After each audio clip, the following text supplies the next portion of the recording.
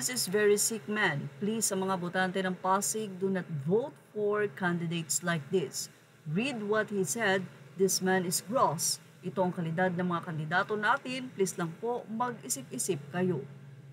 Ito nga ang naging pakiusap ng newscaster na si Karen Davila sa mga taga-Pasig matapos mag-viral ang naging pahayag ng nasabi nga pong si Attorney Sia na kumakandidato sa Pasig kung hindi tayo nagkakamali ay bilang congressman.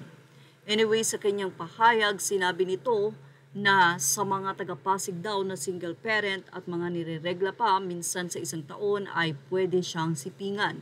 Maraming netizen ang umalma rito. Ilan sa kanilang mga naging say ay narito. Ayon sa kanila, mga tiga-Pasig, alam nyo na kung ano ang gagawin dito kay Sia. Pag nanalo pa yan, ewan ko na lang. Gayahin si Vico Soto na kagalang-galang at hindi katulad ni Sia. Agree, abogado na pulpol. Dapat siguro ang mga public servant employee ay dumaan sa gender sensitivity orientation. Alam niya na di siya mananalo kaya nang aasar na lang. Di ako taga-Pasig. Walang respeto ang kandidatong si Sia sa mga kababaihan, lalo sa mga solo mother. Kayong mga taga-Pasig, mapalalaki o babae, wag na wag niyong iboboto si Sia. Dapat na ma-disqualify ang kandidatong ito. Merong batas yan, attorney ka pa naman, bakulaw. Sino ba may sabing iboboto namin yan? Siguradong talo dito sa Pasig si Boy Regla, gutom sa laman. No respect. Isang netizen din ang sinabing baka may narcissistic personality disorder daw itong si Sia, kaya naman ingat sa pagboto mga taga-Pasig.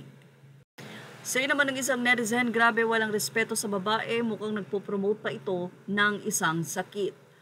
Panawagan naman ng isang netizen kay Laara Mina, Sara Diskaya at Shamsi Subsub. Anila bilang isang babae at kasama niya sa kandidatura.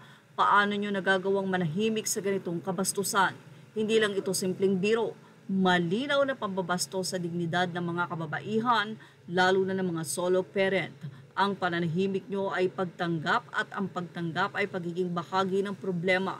Hindi ba dapat kayo mismo ang unang tumututol sa ganitong klaseng pagtrato sa kababaihan?